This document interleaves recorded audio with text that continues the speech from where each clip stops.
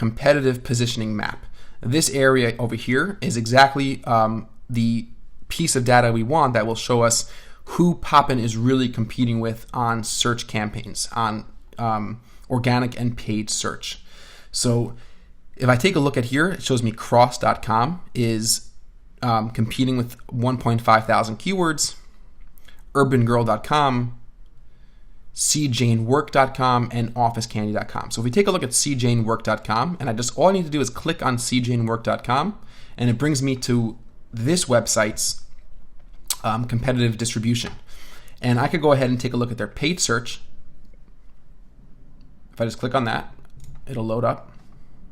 And paid search positions. And over here I could see their keywords that they've been advertising on. So I could take a look and see if anything has to do with chair. So I don't want to look through all these keywords. And this one happens to not be that many. So let's go back and take a look at another competitor that was a little bit more competitive. Let's take a look at urbangirl.com.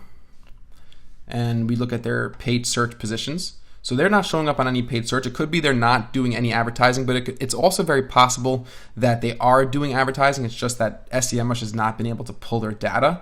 But we could also take a look at their top keywords that are organic. So if we view the full report on their organic keywords, we could filter out anything including the word chair. So let's say I hit filter, include keyword containing chair.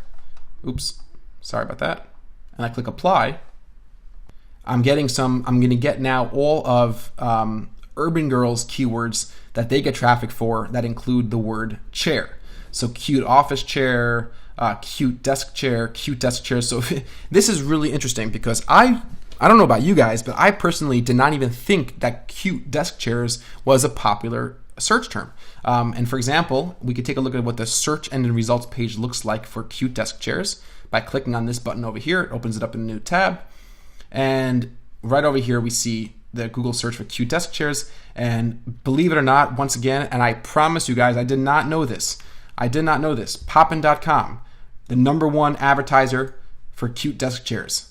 I'm telling you, full disclosure, I didn't know. But it's cool because we use SEMrush to look at a competitor to figure out that one of Urban Girl's great chair-related keywords is cute desk chairs, and now we have an excellent new keyword idea for our campaign. So I'm going to jump back over here. I'm going to add a new keyword called cute desk chair, and I'm going to save, and I'm very pleased that we got some excellent information from SEMrush. And we can keep going on and on like this. For example, if I wanted to export all this chair data, all I would have to do is click export over here to a CSV, and it's going to download automatically. It's a fantastic and fun tool. For example, if we wanted to see the display ads that a company was doing, we could take a look at that in SEMrush as well. But it's really, really a powerful tool, and you guys should definitely spend the time to use the free trial to get to know this and to take a look at how this interface works. So if we just want to do another quick brief overview of Poppin's data. Once again, this is the overall view. Clicking on any one of these headers will bring you further into that category. So since we're primarily concerned with paid search, we want to be looking at paid search, but you could see some good paid search data over here. Once you scroll down, it shows you the main competitors. Once again, over here, you could either look them over there or over here. It shows you ads that they've been running, so you could see a history of the different types of ads that they've been running. And I can export that data, and I could also take a look at competitors' ads. That's actually something that Google does not let you see in their database. SEMrush actually has a backlog of all these companies' text ads, so I could see how a competitor's ads changed over time, which is, if you think about it, a very interesting thing to look at when you want to know how to write your headlines, your description lines, and your display URL. So that's a really cool thing to take a look at. And if I wanted to go back up here and see their paid search keywords, Once again, I could take a look at all the different keywords that Poppin has been getting volume for. So once again, notebook, just the plain old keyword notebook, they've been advertising pretty aggressively on. Cost per click of around $5.50. High volume search, not as competitive. 0.79 is not as competitive as 1.0, and it's a pretty stable keyword. So you could really spend a lot of time in both SEMrush or Keyword Spy or Word Tracker or WordStream, all these different tools. But ultimately, I don't think you'll ever need anything more than the Google Keyword Planner itself and SEMrush to help with some competitive research and to take a really deep look at how competitors' ads have changed over time. So that's definitely a great place to go. And as well, SEMrush will be very, very useful for finding and discovering negative keyword ideas.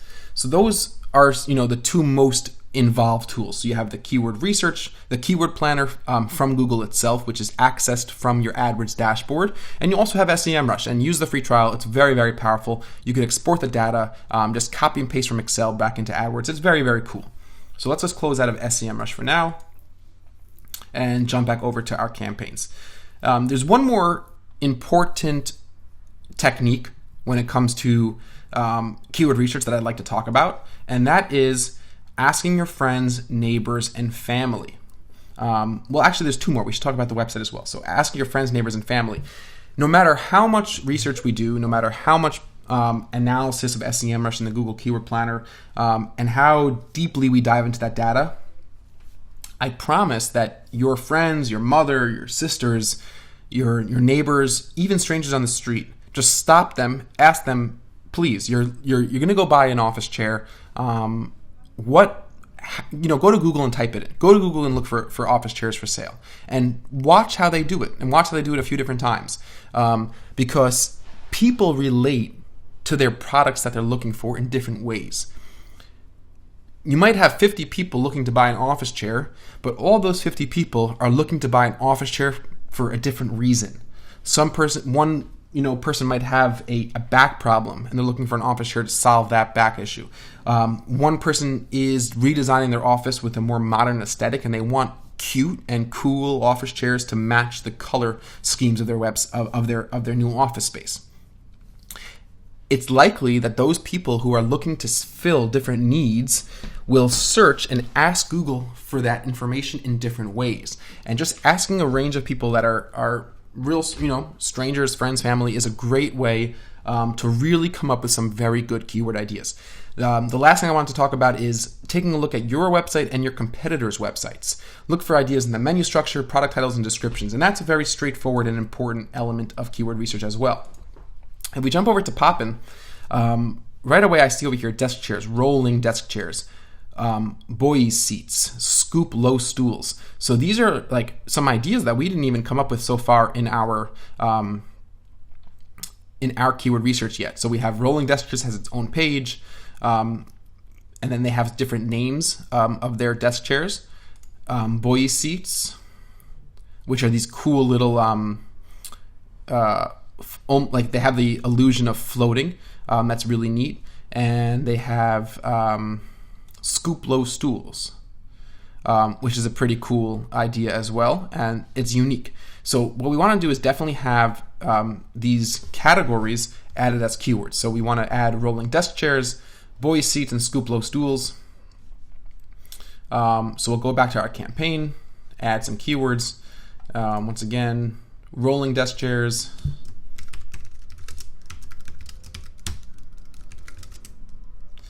scoop low stools, and boy desk chairs.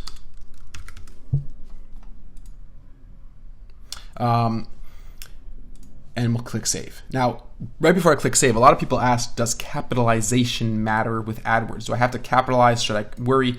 It totally does not matter. If anybody tells you it does matter, it's nothing but a myth. So it really honestly doesn't matter. You could capitalize, you could not capitalize. It doesn't make a difference. So just go ahead and save those. And we're going to keep those in mind because these are likely to be our separate ad groups because they go to separate pages. So if we have a separate page for rolling and for boy seats and for scoop low stools, we definitely want to be sending that traffic to separate pages of the site. So we'll definitely want to keep that in mind as well when we're going to go ahead and download and organize some of this data. So what do we have? We have 106 keywords. And that's a great start. We've covered using Google suggestions both in the drop-down menu and within the AdWords dashboard when they suggest keyword ideas. We covered the Google Keyword Planner, which is a tremendously effective tool. We've covered some of SEMrush.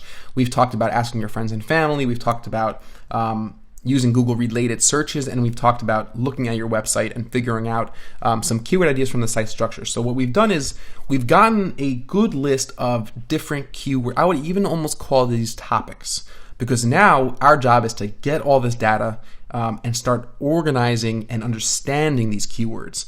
Who are these keywords? Who do they represent? Is this a person who's ready to buy, or is this somebody who's more in the awareness, educational stage of the buying funnel? So that's our next task. And you'll see once we start organizing these keywords into separate themes and subdividing into furtherly and more refined ad groups, we're going to be generating a lot more keywords because we want all the variations of each one of these themes and all the variations of each one of these topics. And we want to also continue to build out our negative keywords. So this should definitely have given you a very, very solid understanding of the keyword research stage, how to start developing ideas for keywords. We covered at least 5 different unique ways to get new keyword research ideas. But now we're going to talk about the really thoughtful process and the really more analytical process of keyword planning and keyword organization. Thank you guys so much for watching. This was a long one, but it was a good one, and I will talk to you soon in the next video.